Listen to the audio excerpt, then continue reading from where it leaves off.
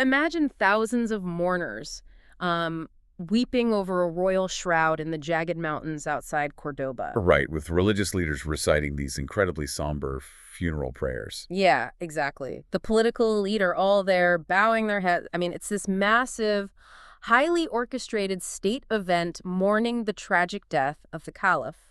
Only, there is a slight problem. Just a minor one. The body wrapped in those shrouds is a complete fake. It really is a stunning piece of historical theater. The caliph isn't even dead. He's just been quietly locked away. So this entire elaborate funeral is just a political hoax engineered to steal an empire. And it perfectly encapsulates the sheer desperation that takes hold when a centralized state begins to shatter.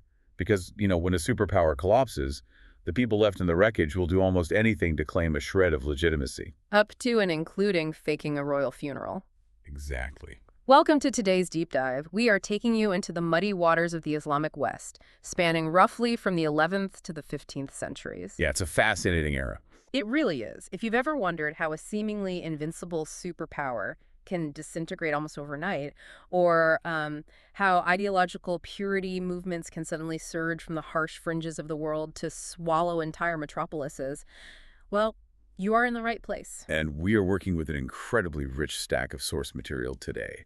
We've got contemporary historical texts, detailed geographic accounts. The bitter memoirs of deposed kings, those are the best. Oh, absolutely. And we even have the actual legal rulings, the fatwas, that justify the overthrow of entire dynasties across al-Andalus and North Africa. So what's our mission today? What are we trying to unpack from all this? Well, the overarching goal of our analysis today isn't merely to, chart the shifting borders of this era. Right, we're not just memorizing dates on a map. Exactly. We are looking at the mechanics of political fission and fusion. We really want to dissect the causal mechanisms that drive a highly centralized state to explode into dozens of warring factions. And then examine the brutal forces required to stitch those fragments back together. Yeah, often very uncompromising forces. Okay, let's unpack this. We should start by looking at the catalyst for all this fragmentation. We are in al-Andalus, which is the Iberian Peninsula, around the year 1009. Right. Prior to this moment, the Umayyad Caliphate, based in Córdoba, is, arguably the most sophisticated, wealthy, and stable power in the Western Hemisphere. He was the absolute center of gravity. But then, within a remarkably short window, it completely, violently implodes in a civil war. Which the sources refer to as a fitna. Right, a fitna, and a collapse of that magnitude doesn't just happen because of one bad harvest or like a single lost battle. There has to be a structural rot at the core. And that structural vulnerability was engineered over decades by the very people meant to protect the state. Wow. So an inside job, essentially. Essentially, yeah. The architecture of the Umayyad government was fatally compromised starting back in 976. When the powerful Caliph al-Hakam II died, the succession fell to his son, Hisham II. Who was, just a kid at the time? Just a child. And this created an immediate power vacuum at the absolute top of the system. Which is just an open invitation for a regent to step in and effectively hijack the executive branch. That is precisely how a chamberlain named Ibn Abi Amir, historically known as al-Mansur, operated. So what was his playbook? Well, al-Mansur recognized that he didn't actually need to wear the crown to wield the power. He just needed to control access to the boy wearing it. Right. Keep him isolated. Exactly. He isolated Hisham II, maintaining him strictly as a religious and political figurehead. And by monopolizing the military and administrative apparatus, al-Mansur and later his sons, the Emirids, they established a shadow dynasty. A shadow dynasty? Yeah. They hollowed out the institution of the caliphate, basically transferring all functional authority to the office of the chamberlain. I see. So the Morids are basically parasites, keeping the host alive solely because they need the host's face to justify their own authority. That's a great way to put it. But parasites eventually get greedy, right? And they kill the host. The source material points to al-Mansur's second son, a guy with the nickname Santuelo, as the one who finally breaks the system. Yes, Santuelo. He wasn't satisfied with just being the puppet master. He wanted the title, too. Exactly. He forces this isolated, powerless caliph, Hisham II, to officially name him as the direct heir to the caliphate itself. Wait, can he even do that legally? No, and doing so shattered the fundamental social contract of the Umayyad state. You see, the legitimacy of the caliphate was inextricably tied to specific Quraysh lineage. Ah, the bloodline. Right. By attempting to legally usurp the title without the bloodline, Santuelo crossed an invisible line. It provoked an immediate and violent immune response from the extended Umayyad family. So they fight back. Oh yeah. They orchestrated a coup, they assassinated Sanchuelo, deposed the figurehead Hisham II, and installed a new Umayyad Caliph named Muhammad. Who adopted this messianic title, right? Al-Mahdi, the savior. That's right, al-Mahdi. But al-Mahdi doesn't save the state at all. In fact, in his attempt to purge the government of the Umayyad shadow dynasty, he actually triggers the fatal explosion. He really does. Because to understand this collapse, you have to look at how the military was structured. Okay. The Emirates didn't rely on a unified national army. They relied on highly compartmentalized, distinct factions. It was essentially a collection of segregated, private armies. Break those down for me. Who are we talking about? Well, first you had the Andalusis, who represented the established indigenous population of the peninsula. So it's like a deep blend of pre-Islamic locals, Arabs, and early Berber settlers. Exactly. And they viewed themselves as the civilized, rightful inheritors of the state. But then you had the New Berbers. The New Berbers. Who were they? These were recently imported mercenaries from the Maghrib, brought across the strait by the Emirates, specifically to fight in northern campaigns. So they're brought in as muscle. Pure muscle. They were highly lethal, culturally distinct, and completely unassimilated. And then there's the third faction, the one that completely upends our standard view of medieval demographics.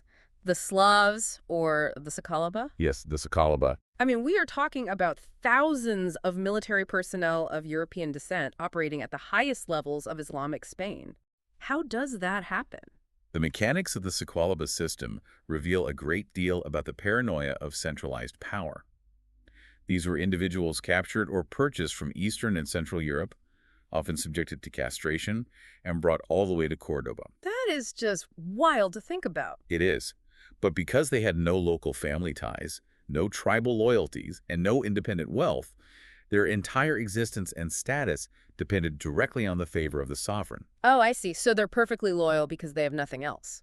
Exactly. Yeah. Consequently, previous caliphs and the emirads entrusted them with the most sensitive security roles, from the inner palace guard to top-tier generalships. Over generations, this class of enslaved Europeans morphed into a deeply entrenched, highly trained military and bureaucratic elite. Okay, so when al-Mahdi takes over in this coup, he looks at these heavily armed New Berbers and these elite Slav generals, and he knows their loyalty was to the Emirid regime he just violently overthrew. Right, which makes him incredibly nervous. So his solution is to just summarily dismiss them. He fires them and expels them from Córdoba. Which ranks among the most catastrophic administrative miscalculations in history. Yeah, you can't just fire heavily armed mercenaries and expect them to go quietly. Definitely not. Yeah. Al-Mahdi effectively severed the chain of command for thousands of professional soldiers, but he didn't disarm them. Oops. Yeah. You now have massive independent military units roaming the countryside without a patron or a paycheck. So what do they do? The inevitable result was that these commanders simply marched to various provincial cities, Right. utilized their military superiority to seize the local fortresses, and establish themselves as independent warlords. Okay, that completely explains the birth of the Taifa period. It isn't a slow geographic fracturing, it's instantaneous decentralization. Instantaneous. It's like if a massive multinational corporation suddenly went bankrupt, and the regional managers and the private security forces simply locked the doors to their respective branches, claimed a local revenue, and declared themselves independent startups. That is a perfect analogy.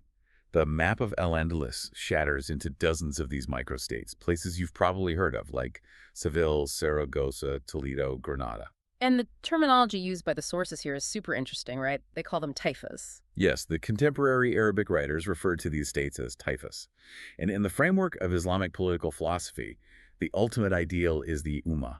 The unified community. Right, the unified, seamless community of believers. The word taifa translates roughly to faction or sect, and it carries a deeply negative connotation of illegitimate division and chaotic tribalism. Like they're breaking the rules of society. Exactly. Furthermore, the sources rarely speak of fixed territorial borders. They refer to the kings of the taifas, focusing on the ruler rather than the realm. Because the borders were completely fluid. Entirely. They were expanding and contracting daily based on the sheer military leverage of whoever held the capital. Which brings us back to that bizarre funeral in the mountains we mentioned in the intro. If you are a former Slavic palace guard who just seized control of Valencia, or a Berber mercenary who just took over Granada, You have a massive legitimacy problem. Oh, huge. You have the military force to collect taxes, sure, but you have zero theological or legal right to rule. Right, you aren't from the prophet's lineage, so you can't call yourself caliph. So how did they try to legitimize themselves? The crisis of legitimacy was the defining anxiety of the Taifa kings. They adopted lesser titles, like Chamberlain, to maintain a fiction that they were merely holding power for a central authority that no longer existed. Just pretending the boss is on vacation. Basically. And this desperation generated astonishing political theater. The funeral hoax you mentioned was orchestrated by Almoravid to eliminate the deposed Hisham II as a rallying point for rival factions. He buried a look-alike to convince the populace the old regime was permanently dead. But the strategy completely backfires because when a rival faction needs a legitimate figurehead to justify their own rebellion, they just announce that Hisham II miraculously survived and is hiding in their city. Exactly. They just play the reverse card. There's this one account in the sources that I found unbelievable. It's about the ruler of Seville decades later. He wants to annex neighboring territory, right? The Seville hoax. Yeah. To give his invasion legal cover, he literally scours his city, finds a commoner who bears a passing resemblance to Hisham II. Who had been missing for over 20 years at this point, by the way. Exactly. And he parades this imposter around as the returned caliph. He literally uses a body double to launder his military aggression. That is just wild. It is. And the sheer audacity of the deception illustrates the utter bankruptcy of Taifa political authority. Did people actually buy it? Well, the intellectual class saw right through it. The satirical poetry from this era is absolutely scathing. We have verses from local scholars describing these newly minted kings as cats inflated so as to appear lions. Oh, that's a great line. Inflated cats. Right.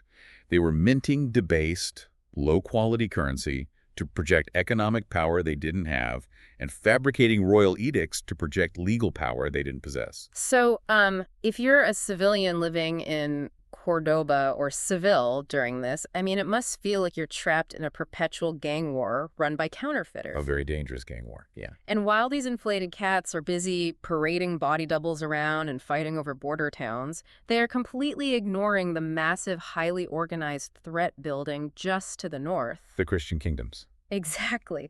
Leon, Castile, and Aragon are consolidating their power, and they are watching this internal Muslim fragmentation with intense interest. But they don't launch a massive holy war right away, do they? They just sort of exploit the economic mechanics of the division. They do. The Christian kingdoms recognize that military conquest is expensive and risky, whereas extortion is highly profitable. Right. Let the Taifas pay you. Because the Taifas were completely consumed by their rivalries with one another, they could not present a unified defense. So the more powerful Christian kings began demanding pariahs, which were heavy financial tributes. Protection money. Exactly. In exchange for the pariahs, the Christian kingdom would promise not to attack the Taifa and occasionally would even rent out their Christian knights to help a Taifa king attack a neighboring Muslim Taifa. Wait, let's look at the actual mechanics of that. The Muslim Taifa kings are intentionally bleeding their own treasuries dry to pay protection money to their primary ideological and military rivals. Yes. So they are effectively funding the very armies that will eventually conquer them. It's a textbook geopolitical protection racket. Where does a Taifa king even generate the capital to afford these massive tribute payments when their territory is so small? This is where the political fragmentation directly devastates the civilian economy. To generate the enormous sums required for the pariahs, the Taifa rulers had no choice but to systematically violate Islamic tax law. Because there were limits on what you could tax, right? Yes. Traditional jurisprudence strictly limited the types and amounts of taxation that could be levied on a Muslim population. But the Taifa kings bypassed this entirely, imposing crushing extra-legal taxes on agriculture, markets, and goods. So the rulers are stripping away their last remaining shred of legitimacy, which is their adherence to religious law. The historian Ibn Hazm is quoted in our sources unleashing this furious critique. He was very vocal about it. He calls the Taifa governors highwaymen and explicitly states they are making constant attacks against the possessions of Muslims. I mean, if the religious scholars are denouncing the government and the merchants are being taxed into poverty, societal cohesion is going to snap. And it does. It fractures along demographic and religious lines. To really understand how societies react to extreme, sustained stress like this, we have to examine the shifting status of the dhimmi. The protected religious minorities. Right, primarily Christians and Jews living within al-Andalus. For centuries, this region was characterized by a complex functional pluralism. However, as the external military pressure from the Christian North intensified and the internal economic extraction became unbearable, the Muslim majority turned increasingly defensive. It's the classic sociological response to scarcity and fear. When the borders are shrinking and the currency is debased, the dominant group starts aggressively policing its own boundaries and hunting for internal scapegoats. Exactly. And the source material impartially documents this tragic shift. Consider the Jewish community in the Taifa of Granada, for example. Okay. Because Taifa rulers desperately needed competent administrators who were detached from the dangerous military factions, they elevated highly educated minorities to immense positions of power. Because they couldn't trust their own generals. Right. The most prominent example is Samuel ibn Agrila. He was a Jewish scholar who rose to become the chief vizier and primary military commander of Granada, a position he actually held for nearly 2 decades. Which is an incredible testament to the social mobility that existed, but at the same time, it puts a massive target on his back. I mean, if you are an overtaxed, resentful Muslim citizen being told by a Jewish vizier to pay illegal taxes to fund a Christian protection racket, the optics are disastrous. The optics were systematically weaponized by political rivals and hardline clerics. They circulated polemics arguing that elevating a non-Muslim to authority over Muslims fundamentally violated the social hierarchy dictated by religious law. So it was just a powder keg waiting to go off. It was. Following Samuel's death, his son Yusuf inherited the vizierate, but he lacked his father's political subtlety. And the underlying resentment detonated in 1066. What happened? A massive riot erupted in Granada, resulting in the assassination of Yusuf and a brutal massacre of the local Jewish population. Wow. It was a localized, catastrophic violence that signaled the total erosion of the old Andalusi social contract. And the suspicion toward the local Christian populations was also reaching a boiling point, driven directly by the military realities on the ground.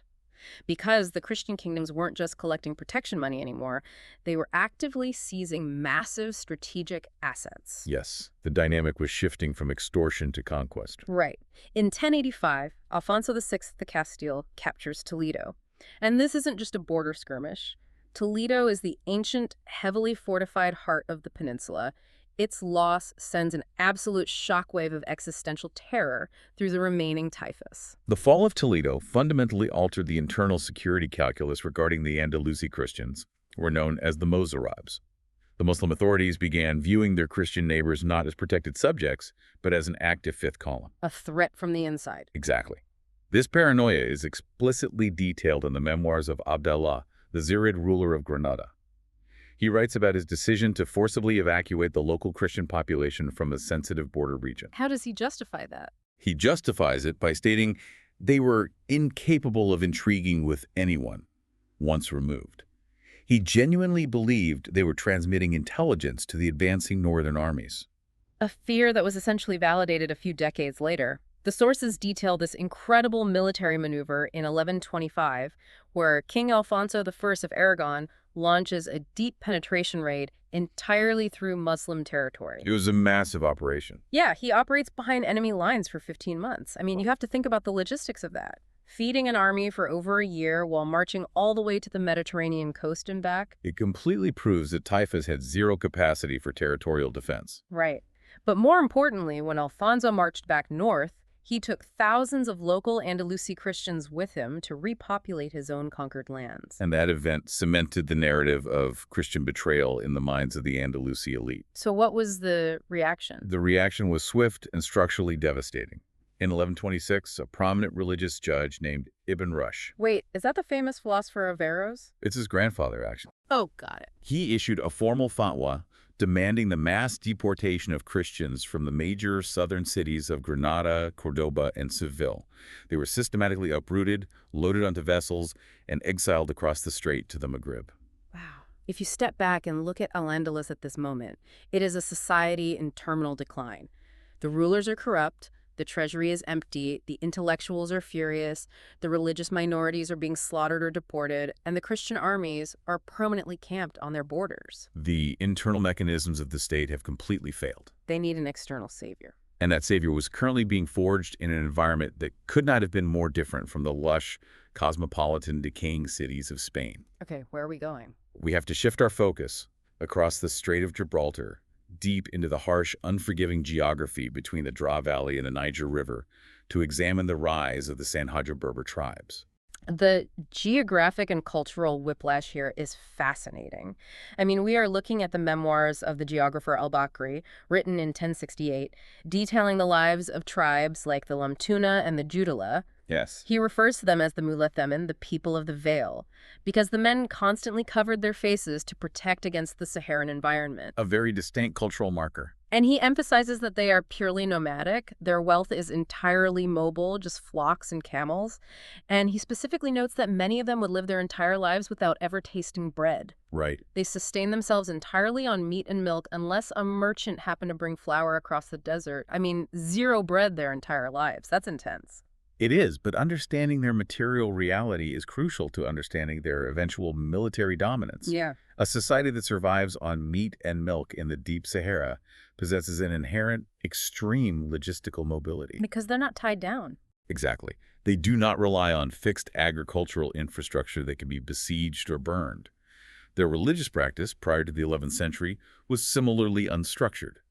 Nominal adherence to Islam mixed heavily with indigenous, heterodox traditions. They lacked an ideological framework until a man named Yahya ibn Ibrahim, a leader of the Judala tribe, returns from his pilgrimage to Mecca around 1035. He realizes his people are severely lacking in theological orthodoxy. So he takes action. Yeah, he recruits a jurist from the north, a man named Abdallah ibn Yasin, to come into the deep desert and instruct them. And I want to look closely at Ibn Yasin's methodology because he doesn't just act as a teacher. Far from it. He acts as a relentless ideological architect. Here's where it gets really interesting. It's like bringing in a rigid management consultant to fix a failing company, but he ends up firing the board, rewriting the entire corporate ethos, and launching a hostile takeover of the entire industry. He's like a ruthless military boot camp instructor who overwrites your moral code so that your ultimate loyalty is to his strict interpretation of the law, rather than to your tribal elders. That captures his absolute rigidity perfectly. Ibn Yasin was a champion of the Mālikī school of jurisprudence, which in this context meant a strict, literalist interpretation of religious law. It was incredibly hostile to philosophical speculation or laxity. No gray areas. None. His demands for moral purity and exact legal compliance were so abrasive that the Judala tribe actually rebelled and expelled him. Oh, wow. They kicked him out. They did. But his ideology found fertile ground with the neighboring Lamtuna tribe. Ibn Yasin established a secluded community, a ribat, which was essentially a fortified monastic retreat. And this is the mechanism that changes history. The ribat isn't just a place. It's a transformative process. Exactly the function of the ribat.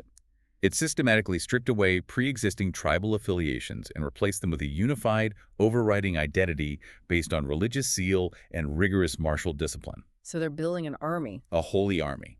The men who committed to this process became known as the Mirabatun, the Bound Ones, or as they are known in English, the Almoravids. The Almoravids. Right. Ibn Yasin successfully fused the extraordinary physical endurance and logistical mobility of the Saharan nomad with the unyielding singular purpose of a holy war. They began a methodical campaign to impose their strict orthodoxy on neighboring tribes, absorbing the vanquished into their ranks and driving northward out of the desert. So while Ibn Yasin provides the software, right, the ideological programming, the hardware of this expanding empire is built by a military genius named Yusuf ibn Tashfin. A pivotal figure. After Ibn Yasin is killed in battle and the nominal tribal leader returns south to settle internal disputes, Yusuf assumes total operational command. In 1070, he literally drives the stakes into the ground to build a brand new capital city, Marrakesh. Serving as the staging ground for a massive northern expansion. Exactly. And Yusuf ibn Tashfin is a fascinating study in statecraft because he operates with a profound understanding of legal legitimacy. Which is the exact thing the Taifa kings in Spain lacked. Precisely. As his armies conquer the Maghrib, bringing cities like Fez and Algiers under his control, he achieves a level of power that theoretically rivals the old Umayyad Caliphs. Yet he deliberately refuses to adopt the title Commander of the Faithful, which is reserved for the Caliph. Instead, he formally adopts the title Prince of the Muslims. Wait, calling himself Prince of the Muslims instead of Commander of the Faithful feels like a massive unnecessary concession of power. Why willingly take a subordinate title when you have the largest army in the Western Hemisphere? Is he doing this just to avoid angering the Abbasid Caliph over in Baghdad? It wasn't about avoiding anger. It was a highly calculated legal strategy to secure unassailable legitimacy. Oh, interesting. By acknowledging the distant Abbasid Caliph as the supreme spiritual authority, Yusuf legally integrated his newly forged massive Berber empire into the global Ummah. He positioned himself not as a usurper or a rogue warlord, but as the legally appointed orthodox enforcer for the universal Islamic community. So everyone has to respect him. Right. The religious scholars and jurists across the Islamic world lauded him for his humility and strict adherence to the law. He possessed absolute military power, validated by absolute legal authority. The contrast is staggering. On the northern shore of the Mediterranean, you have the Taifa kings of al-Andalus. They inhabit magnificent palaces, compose beautiful poetry, and debate philosophy, yet their states are completely fractured, their economies are built on illegal extortion, and they hold zero legal legitimacy. None at all. And on the southern shore, you have Yusuf ibn Tashfin and the Almoravids. They are culturally austere, fresh from the desert, unified under a rigid legal code, and possess an unstoppable military machine. So you have the panicked, wealthy, divided kings of al-Andalus on one side, and this unstoppable desert army on the other. What happens when the former invites the latter over for dinner? Well, from the perspective of the Taifa rulers, it was a terrifying gamble. They were fully aware of the ideological chasm between their lax, luxurious lifestyle and the rigid austerity of the Almoravids. But they're desperate. The existential threat of the Christian armies left them no choice. When Toledo falls in 1085, the Taifa kings realize they are out of options. In the summer of 1086, Yusuf ibn Tashfin responds to their pleas and lands his forces on the Iberian Peninsula. I find his immediate strategic decisions upon landing incredibly telling. The kings of Seville and Badajoz roll out the red carpet, desperate for his help. But Yusuf doesn't blindly march north. The very first order of business he executes is seizing the port city of Algeciras, reinforcing its walls, and heavily garrisoning it with his own Saharan troops. He is explicitly securing a heavily fortified beachhead. Because he operates with extreme strategic distrust. He knows they're backstabbers. Exactly. Yusuf understood that the Taifa kings were fundamentally unreliable allies who had spent decades betraying each other for minor territorial gains. By locking down Algeciras, he guaranteed his lines of communication back to Marrakesh and ensured his army had an impregnable fallback position in case the Andaluses turned on him. Smart. Once his logistics were secured, he marched north to intercept the forces of King Alfonso VI of Castile.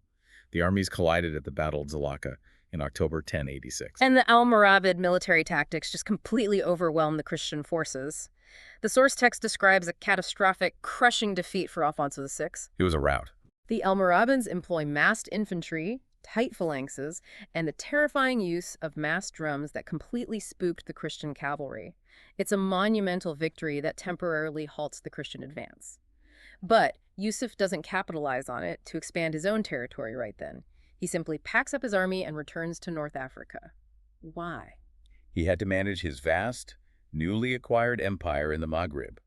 However, his departure proved precisely what he already suspected.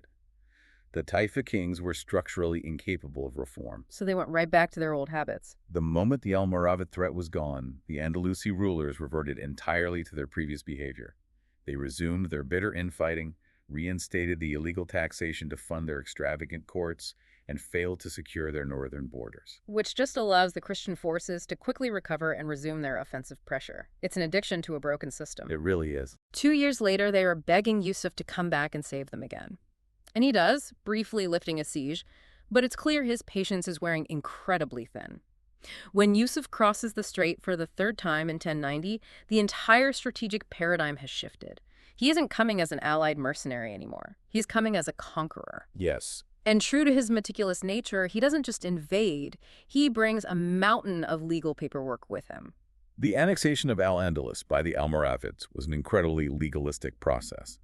Yusuf arrived armed with fatwas, formal legal rulings, solicited not just from Andalusi scholars, but from highly respected jurists as far away as the East, including the renowned al-Ghazali. Okay, so he's got the backing of the top minds in Islam. Precisely. These fatwas explicitly condemned the Taifa kings for their illegal taxation, their inability to defend the borders of Islam, and their illicit alliances with Christian powers. It's basically a legal eviction notice. The legal consensus stripped the Taifa rulers of whatever remaining authority they had and provided Yusuf with a divine mandate to forcibly remove them. So for the average citizen in a city like Granada or Seville, this invasion must have felt like a liberation. The sources note that the populace actively welcomed the Almoravid forces, anticipating the abolition of those crushing extra-legal taxes. Initially, there was immense popular support. When Yusuf's forces deposed the Zirid king of Granada, the neighboring Taifa kings of Seville and Badajoz actually sent congratulations. Wait, really? Yeah, they were blinded by their own rivalries and assumed their compliance would guarantee their survival. It was a fatal miscalculation. Because Yusuf wasn't going to spare them either. Not at all. The Almoravid military machine systematically dismantled all the Taifas. Malaga, Córdoba, and eventually Seville all fell. And what happened to the kings? Well, the king of Seville, al-Mu'tamid, who was a man renowned for his exquisite poetry and lavish lifestyle, was stripped of everything, placed in chains, and exiled to live out his days in poverty in a small village in the Maghrib. Wow, a complete inversion of the social order. But if you look at this from the perspective of the highly educated, urbanized Andalusi elite, the reality of the occupation must have set in very quickly. Oh, undoubtedly. Yes, the illegal taxes are gone and the Christian threat is pushed back, but you are now being ruled directly by people you consider completely unlettered foreign nomads. The cultural friction must have been immense. The cultural friction was the defining characteristic of the Almoravid presence in Spain. The Almoravids achieved political fusion, reuniting the disparate factions of the Islamic West under a single massive empire. Yeah. However, it was distinctly an occupation. Right. They were the ones in charge. The historical records make it clear that while local Andaluses were permitted to serve in subordinate administrative or judicial roles, the absolute monopoly on military command and top-tier executive power was fiercely guarded by the North African Sanhaja elites. And securing that monopoly was a brutal, protracted process. We tend to view these conquests as instantaneous, but the sources highlight the chaos of the transition, particularly by mentioning the Cid. Rodrigo Díaz de Vivar, the Cid, perfectly illustrates the chaotic transition of power.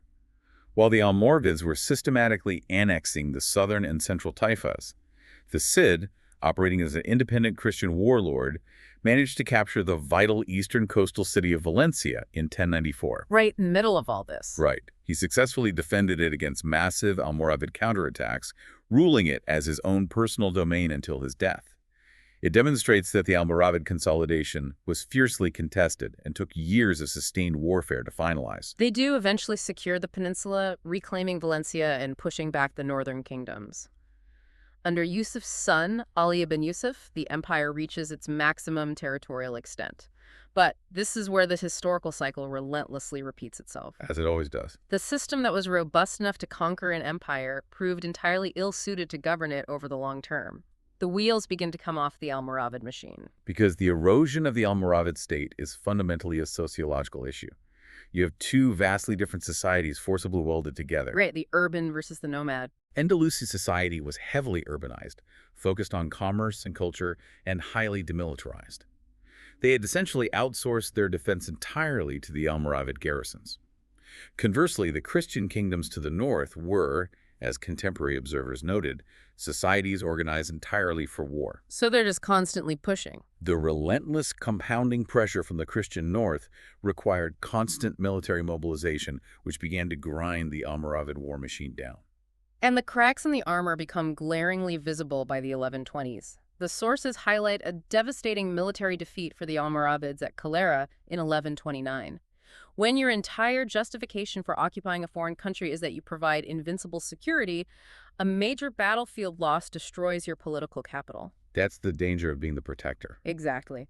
And we already mentioned Alfonso of Aragon's 15-month raid through Muslim territory. If an enemy king can march a massive army around your backyard for a year without facing a decisive battle, the local population is going to recognize that their protectors have completely failed. And when the security guarantee evaporates, the cultural and intellectual grievances that the Andaluses had been suppressing suddenly boil over. They've had enough. To finance these continuous losing wars, the Almoravids were forced to gradually abandon their initial promise of abolishing extra-legal taxes. Oh, so the taxes come back. They do. But the true breaking point wasn't economic, it was intellectual.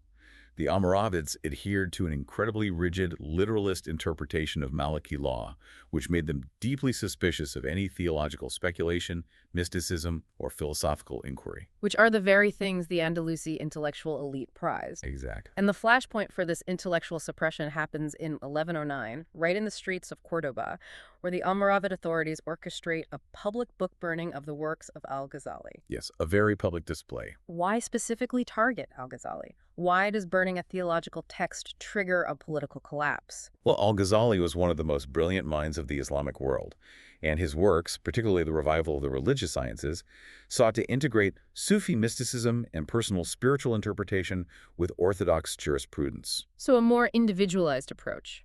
Right. To the strict Almoravid judges, this endorsement of individual intellectual interpretation was an existential threat. It was seen as a heresy that undermined their rigid social control. But by publicly burning his books, the Almoravids committed political suicide. How so? They permanently alienated the Andalusi religious and intellectual establishment, the very people whose fatwas had initially legitimized their rule. So they just severed their own lifeline, they lose the military edge, they reinstate the taxes, and they violently insult the local culture. The contempt the Andalusis felt is perfectly captured in a surviving letter written by an Andalusi secretary named Abu Marwan ibn Abi Kisal. I love this letter. It's so revealing. It is shockingly brazen. He sends this openly to the ruling Almoravid authorities, and he writes, "O sons of ignoble mothers, flee like wild asses. The moment has arrived in which we will throw you back into your Sahara and cleanse al-Andalus of your filth." He even taunts them about ripping the veils off their faces. A letter of that nature demonstrates that the pervasive fear which once maintained Almoravid authority had entirely evaporated. It was replaced by unrestrained, venomous contempt. They were just done with them. Completely. Yeah. And simultaneously, the Almoravids were facing a massive existential crisis back in their North African heartland. A new, equally fierce ideological reformist movement known as the Almohads had risen in the Atlas Mountains and was aggressively attacking Marrakesh. So they have to fight a two-front war. Right. Forced to pull their best troops back across the strait to defend their capital, the Almoravid grip on Spain simply failed. The Andalusi population staged localized rebellions, violently expelling the remaining Almoravid garrisons. Which leads to the most tragic, cynical irony of this entire timeline. So what does this all mean? The Andalusis successfully, violently rebel and throw off the rigid Almoravid yoke. But because they are fundamentally divided, they are completely incapable of forming a unified Andalusi state. They hadn't fixed their own internal problems. Exactly. The moment the Almoravids are gone, Al-Andalus instantly shatters right back into a second Taifa period. It is a devastating, real-time demonstration of historical cyclicity. The cure for their fragmentation was an extreme purity movement, and the rejection of that cure led them right back to the original disease of fragmentation. And that secondary fragmentation rendered them entirely defenseless. The Almoravid leadership, to their credit, fought desperately to hold the empire together. The sources acknowledge that the third emir, Tashfin, was a highly competent general and administrator. But it wasn't enough. No, he was fatally undermined by internal family jealousies and the sheer overwhelming momentum of the Almohad insurgency. He was recalled to North Africa and ultimately died in battle trying to halt their advance. And then the Almohads just take over. In short order, yes. The victorious Almohads crossed the strait and systematically swallowed up the second generation of Taifas, imposing a new, even more rigorous ideological empire on the exact same footprint. It is a relentless, exhausting cycle of collapse and conquest in the West. But to truly understand the dynamics of this era, we need to pan the camera east for a moment. We need to leave Spain and Morocco and examine the central Mediterranean. A very different geopolitical theater. What is happening in places like modern-day Tunisia, eastern Algeria, and the island of Sicily while this massive Berber empire rises and falls? The geopolitics of the central Mediterranean, specifically the region known historically as Ifriqiya, is driven by the gravitational pull of a different superpower, the Shia Fatimid Caliphate. Okay, the Fatimids. In 972, the Fatimids, who had originally established themselves in Ifriqiya, achieved a massive strategic victory by conquering Egypt. They relocated their entire court, military apparatus, and administrative center to their newly built capital in Cairo. Moving the headquarters. Yes, and this relocation created a massive power vacuum in the central Mediterranean. Another superpower, leaving regional managers in charge. We know exactly how fragile this mechanism is. It's incredibly fragile. The Fatimids delegated authority by appointing a local Berber dynasty, the Zirids, as their viceroys in Ifriqiya. Simultaneously, they entrusted the administration of the highly strategic island of Sicily to an Arab aristocratic family known as the Caliphate. So they have two proxy managers. Both dynasties were expected to maintain loyalty to Cairo, collect taxes, and secure the borders. But governing a deeply divided society from 1,000 miles away via proxies is inherently unstable. Let's look at the Caliphs in Sicily first, because they are sitting on a demographic powder keg. You have a Muslim Arab elite concentrated in the wealthy coastal port cities, attempting to rule over a massive population of indigenous Christian Greek peasants who were heavily fortified in the rugged mountainous interior. It was a society defined by chronic rural insurgency and sharp ethnic divides. And not just between Muslims and Christians, but between the Arab elites and the Berber troops stationed on the island. So everyone hates everyone. Essentially. For several decades, the Caliphs managed this tension by projecting military force outward. They launched relentless, profitable raids across the Strait of Messina into Byzantine-controlled Calabria and Apulia in southern Italy. Which brings in plunder to keep the various military factions satisfied. But when the external raids stop being profitable, the factions turn on each other. Precisely. By the 1040s, the Caliphate state was crushed under the weight of simultaneous tax revolts, ethnic warfare between Arab and Berber militias, and the looming threat of Byzantine retaliation. They just break apart. The central Caliphate authority entirely disintegrated. Sicily fractured into a chaotic patchwork of independent warring lordships. It was essentially creating its own localized Taifa period. And that invites invasion. Exactly. This internal paralysis made the island incredibly vulnerable, directly paving the way for the Norman conquest, a completely foreign Christian power that systematically devoured the divided island. So Sicily is lost to internal factionalism. But the unraveling of the Zirid dynasty in Ifriqiya is even more fascinating to me because it gives us a window into one of the most enduring, highly engineered historical myths of the Middle Ages. Ah, the Banu Hilal myth. To understand this, we have to look at the Zirids' incredibly precarious ideological position. Okay, set the scene. They were ruling as deputies for the Shia Fatimid Caliphate in Cairo, but the massive majority of the population in Ifriqiya, particularly the influential class of religious scholars in cities like Kairouan, adhered fiercely to Sunni Islam, specifically the Mālikī school. Wait, the same strict legal school that the Almoravids championed in the West? Exactly the same. The religious tension between the Sunni populace and the Shia overlords placed immense pressure on the Zirid ruler, al-Mu'izz. He was a highly cultivated leader surrounded by Sunni intellectuals who constantly urged him to break ties with Cairo. To just declare independence. In the late 1040s, seeking to consolidate local support and frame his dynasty as champions of the true faith, al-Mu'izz made the monumental decision to formally repudiate the Fatimids and declare his spiritual allegiance to the Sunni Abbasid Caliph in Baghdad. Which is the geopolitical equivalent of detonating a bomb in the middle of the Mediterranean. Mm-hmm. But I want to look at the mechanics of this declaration. I mean, in an era before mass communication, how does a ruler broadcast a massive ideological shift of this magnitude to an illiterate populace? You can't just send out a press release? No, you utilize the two mass mediums of the medieval Islamic world, the currency and the pulpit. In 1049, al-Mu'izz executed a highly visible propaganda campaign. He ordered a complete redesign of the Zirid dinar. The coinage. Right. He meticulously stripped the Fatimid Caliph's name from the coinage and replaced it with a fiercely minatory verse from the Quran. Whoever seeks a religion other than Islam, it shall not be accepted from him, and in the hereafter he shall be among the lost. Wow, not subtle. Furthermore, he mandated a change in official dress codes.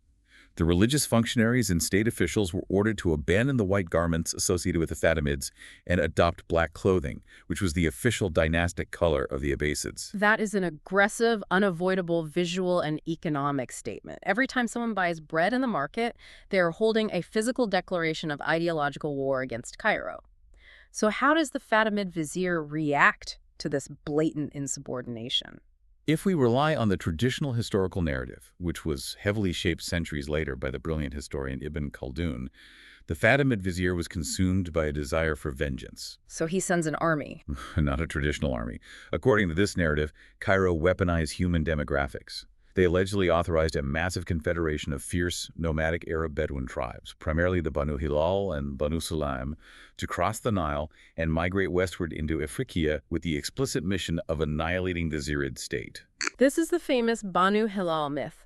The traditional story portrays these tribes as a swarm of locusts that sweeps across North Africa, destroying ancient Roman agricultural systems, cutting down the orchards, ruining the sedentary economy, and plunging the entire region into centuries of impoverished backwardness. That is the myth, yes. Hmm. But a rigorous analysis of the contemporary sources dismantles it entirely. The migration of the Banu Hilal was not a sudden, surgically directed weapon launched by a vengeful vizier. So what was it, actually? It was a complex, generational, ecological migration of camel-herding nomads slowly pushing westward in search of pasture over many decades. Furthermore, the Zirids did not initially view them as an apocalyptic threat. Wait, they didn't. No. In fact, Al-Mu'izz attempted to integrate them into his military apparatus. He actively tried to hire various clans of the Banu Hilal as mercenaries to help him suppress local rebellions in the southern territories. It's the exact same fatal miscalculation the Taifa kings made with the Almoravids. He attempts to harness a highly mobile, militarily superior nomadic force to solve an internal political problem. And it backfires with equally catastrophic results. The Arab tribes quickly recognized the military weakness of the Zirid state. They advanced too deeply into the territory, threatening the agricultural hinterland of the capital, Kairouan. In 1052, Al-Mu'izz marched his army out to confront them at the Battle of Hadarin. And how did that go? The engagement was a disaster for the state. The Zirid cavalry broke and fled. Al-Mu'izz's massive baggage train was plundered, and his army was routed. The state collapse is rapid. By 1057, the Banu Hilal have sacked the palace city, and Al-Mu'izz is forced to completely abandon his capital, fleeing for his life to the heavily fortified coastal city of Ahmadiyya. The central authority just vanished. Just like al-Andalus, the centralized state of Ifriqiya shatters into a chaotic mosaic of independent city-states and rural tribal lordships. Al-Mu'izz completely botches the military strategy and destroys his own empire. But you have a court full of intellectuals and historians who need to justify this monumental failure. I mean, they cannot simply record that their glorious leader was incompetent and got routed by the mercenaries he tried to hire. Which leads to a masterful piece of historical engineering. The Zirids had previously fabricated a royal genealogy for themselves, attempting to boost their prestige by claiming direct descent from the ancient pre-Islamic kings of Himyar in Yemen. A completely fake lineage. Right. Following their humiliating defeat at Hadaran, the Zirid propagandists weaponized this fake lineage to construct a comforting, face-saving narrative. What is the specific narrative they construct? They drew upon the legendary Yemeni myth of the Dam of Maghrib. According to the legend, the great ancient civilization of Yemen was destroyed when this massive ancient dam broke, unleashing an unstoppable flood that swept away the kingdom and forced the noble kings into exile. Ah, I see where this is going. The Zirid court essentially drafted a parallel fable. They declared, just as our glorious ancestors were forced into exile by a massive, unstoppable flood of water, we have been forced into exile by a massive, unstoppable flood of men. The Banu Hilal. They write a fable to reframe their own incompetence as a mythological inevitability. It's not our fault we lost the empire. It was a force of nature, just like the ancient flood. It absolves them of the blame. It is a stunningly effective piece of propaganda that obscures the actual mechanics of their failure. And meanwhile, because the Zirids are reduced to clinging to the coast in Ahmadiyya, resorting to piracy to survive, they invite a completely new disaster from the sea. Yes, the naval raids. The sources note a massive raid in 1087 where a combined fleet of Pisans and Genoese actually sack Ahmadiyya.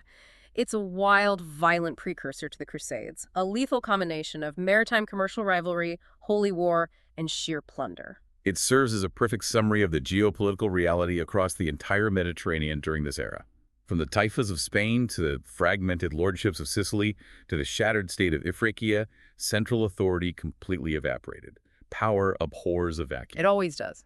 And in every instance, those fractured regional pieces were either forcibly swallowed by massive, austere external empires like the Almoravids and the Normans, or they were ground down by the slow, inexorable demographic shifts of nomadic migrations. We have covered massive continental shifts of this deep dive. We traced the structural rot that caused the brilliant Umayyad Caliphate to violently splinter into the warring Taifas. We examined how the desperate economic extortion of the pariahs drove those Taifa kings to invite the Almoravids across the sea. A decision that brought a sudden, rigid, unified empire. Right, an empire that ultimately suffocated the vibrant culture it was hired to protect. And we saw the exact same patterns of fragmentation, reliance on mercenaries, and catastrophic collapse play out in central North Africa and Sicily. The historical mechanics we've discussed reveal a fundamental truth about statecraft. Unity is often deeply craved by societies suffering from chronic fragmentation, but that unity is rarely delivered without the terrible price of rigid, uncompromising conformity. A heavy price to pay. Furthermore, the Taifas and the Zirids both demonstrate the fatal hazard of relying on external military forces to solve internal systemic rot. Attempting to purchase salvation, whether through paying extortion or hiring nomadic armies, invariably accelerates the collapse. You can't outsource your survival. Exactly. And ultimately, as the Almoravids proved when they burned the books of al-Ghazali, cultural and intellectual rigidity can destroy the foundation of an empire just as rapidly as a battlefield defeat. Before we wrap up, I want to leave you, the listener, with a final thought to mull over, drawing directly on that incredible piece of Zirid propaganda we just dissected. Think about the Zirid intellectuals sitting in their coastal fortress, actively inventing a mythological history, the breaking of the ancient Yemenite dam, simply to save face and explain away their humiliating loss to the Banu Halal nomads. A brilliant deflection. It is, but it forces us to ask a critical question. When we look at the historical narratives we cling to today, or even the carefully crafted corporate and political excuses we consume in the daily news cycle, how much of what we accept as inevitable history is actually just a cleverly engineered myth designed to cover up a regime's sheer incompetence? We started this deep dive looking at history like a muddy, chaotic landscape. And it turns out sometimes the mud isn't there by accident. Sometimes the architects of the collapse put it there on purpose so you wouldn't see the real disease. A profound and necessary question to carry forward. Thank you for exploring the intricate and often brutal mechanics of the Islamic West with us today. Thank you for joining us on this deep dive. We'll see you next time.